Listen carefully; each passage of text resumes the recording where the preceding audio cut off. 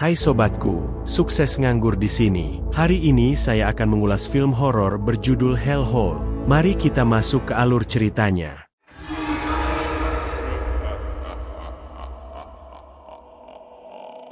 Film dibuka pada malam gerhana pada tahun 1957, dengan seorang pendeta yang memasuki gereja dengan bayi yang baru lahir.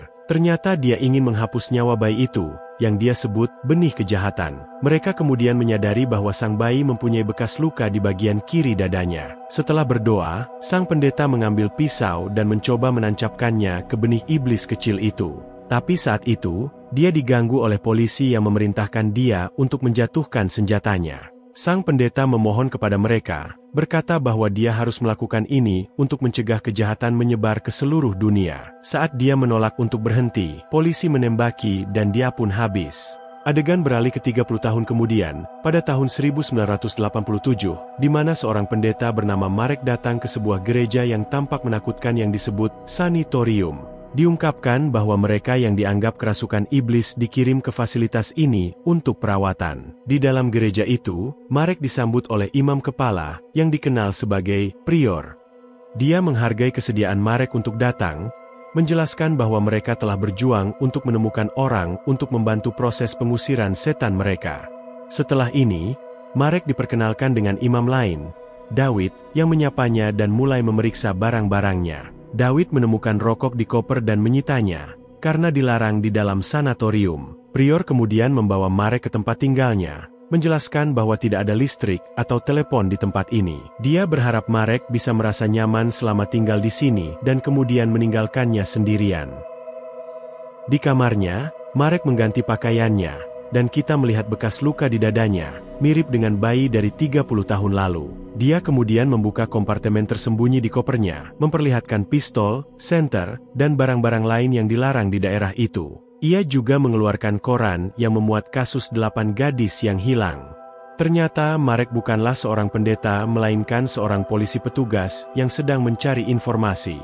Di adegan berikutnya, Marek tiba di aula utama sanatorium, tempat para pendeta berkumpul untuk makan. Dia disajikan daging yang rasanya dan baunya aneh. Dia memperhatikan bahwa para pendeta lain memakannya dengan baik-baik saja, jadi dia entah bagaimana menghabiskannya, agar tidak menimbulkan kecurigaan.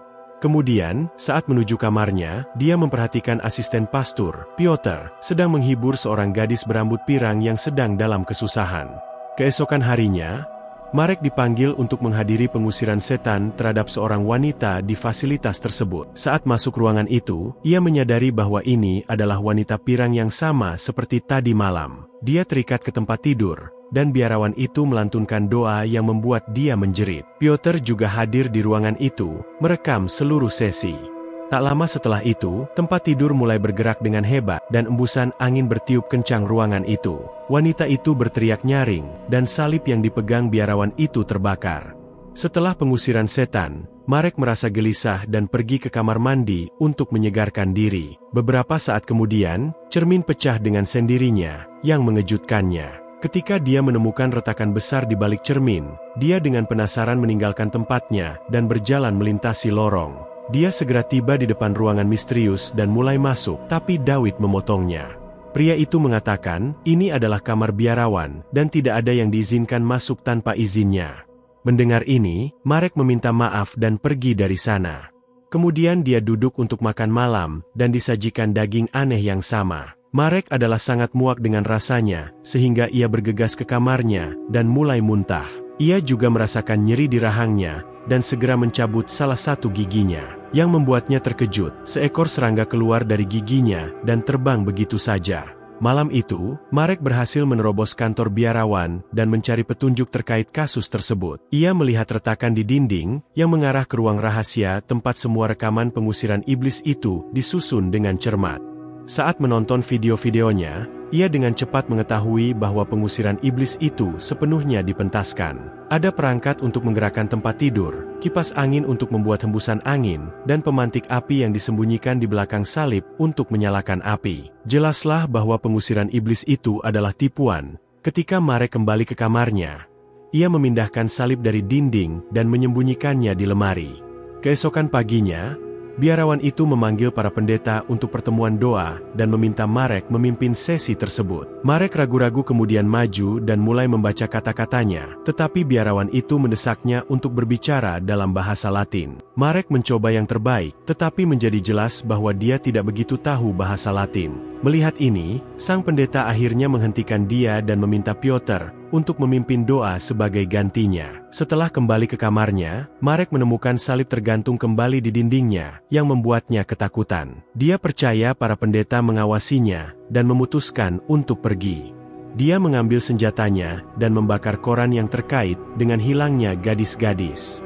Dia kemudian menuju pintu keluar, tapi pintunya telah dirantai tertutup. Marek menggunakan semua kekuatan, tetapi tidak mampu membukanya. Beberapa saat kemudian, dia melihat para pendeta lainnya menggali kuburan dan meletakkan peti mati. Dia kemudian pergi ke kamar gadis berambut pirang itu, hanya untuk menemukannya kosong. Marek menyadari bahwa dia telah dibunuh, tetapi tidak mengerti mengapa. Pada saat ini, Piotr mendekatinya dan mengundangnya ke ruang pengakuan dosa.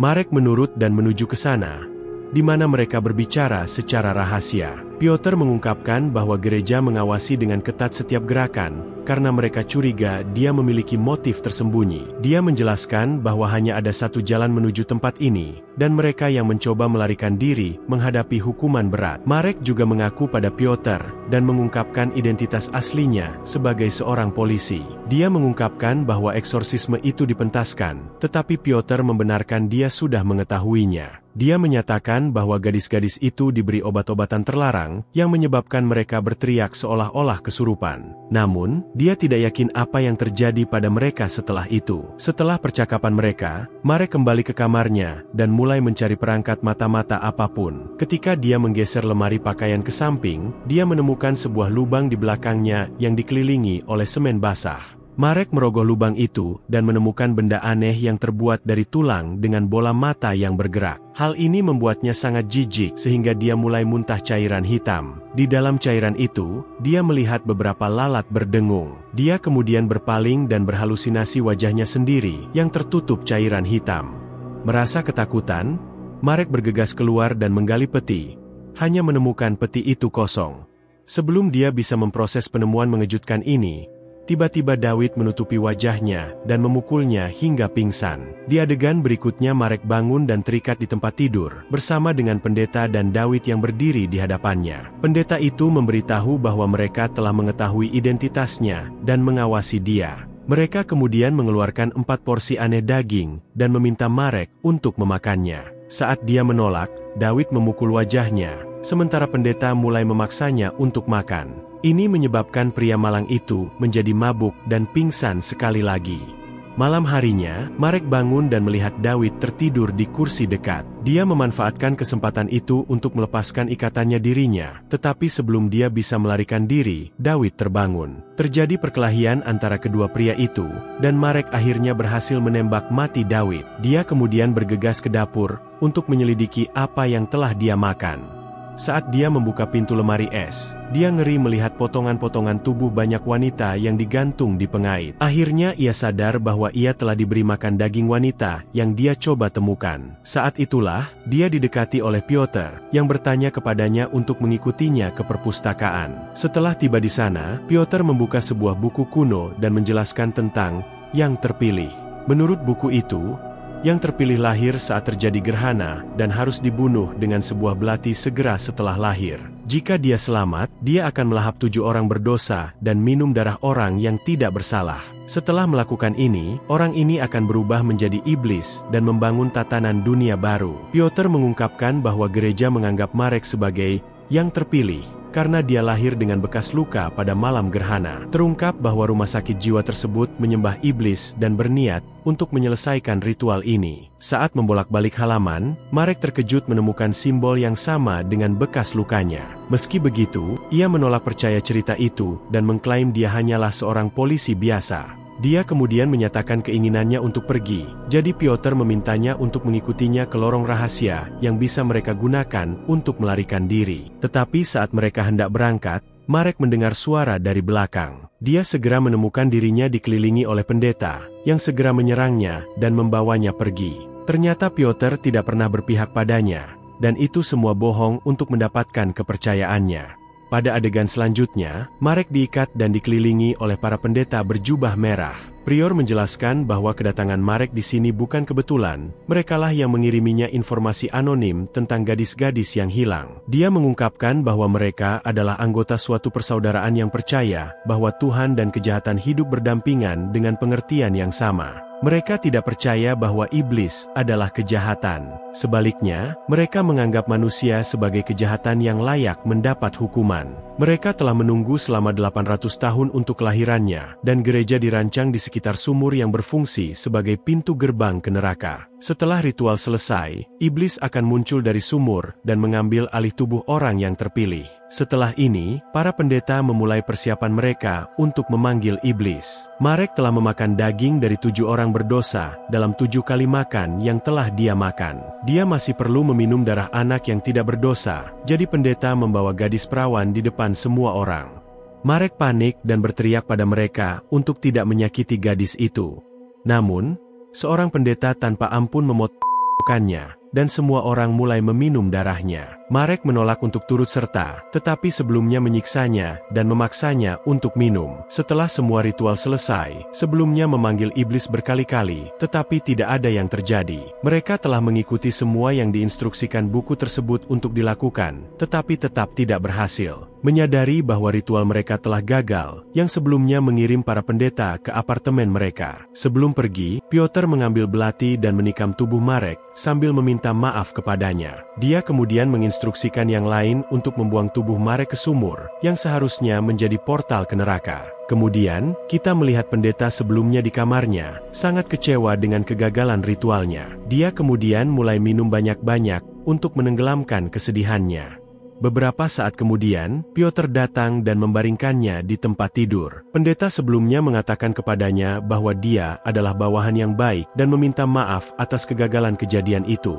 Namun yang mengejutkan, Piotr mengambil bantal dan mencekik mentornya sampai mati, menyalahkannya atas semua kekacauan itu. Keesokan paginya, para pendeta berkumpul dan membakar tubuh perempuan-perempuan yang telah dimutilasi untuk menghapus bukti dari kejahatan mereka. Pada saat itu, Piotr memberitahu mereka tentang kematian pemimpin mereka. Dia berpura-pura hancur dan meneteskan air mata. Sekarang setelah pendeta kepala telah meninggal, Piotr mengambil alih posisi itu secara otomatis. Sementara itu, Marek terbangun di sumur dengan lalat berdengung di sekitar hidungnya. Seperti ia melihat ke segala sisi, ia menyadari ia dikelilingi oleh tulang. Tiba-tiba, ia merasakan sesuatu yang menguasainya. Tubuhnya kemudian mulai terbakar, membuatnya berteriak kesakitan. Dalam adegan akhir, Piotr sedang memimpin suatu kebaktian pagi ketika ia tiba-tiba menjadi bisu dan mulai tersedak. Kemudian ia melayang, dan tengkoraknya pecah, melepaskan ribuan lalat dari tubuhnya. Tak lama setelah itu, iblis yang dikenal sebagai kambing Sabat muncul di gereja. Merasa ketakutan, para pendeta berusaha lari, tetapi mereka membeku. Semua orang di gereja tergantung. Patung Yesus perlahan berputar menghadap iblis, yang membalas tatapan dan meniru pose penyaliban. Entah bagaimana, pemanggilan iblis berhasil, tetapi dengan konsekuensi yang tidak terduga. Bunganya yang mati mulai mekar lagi,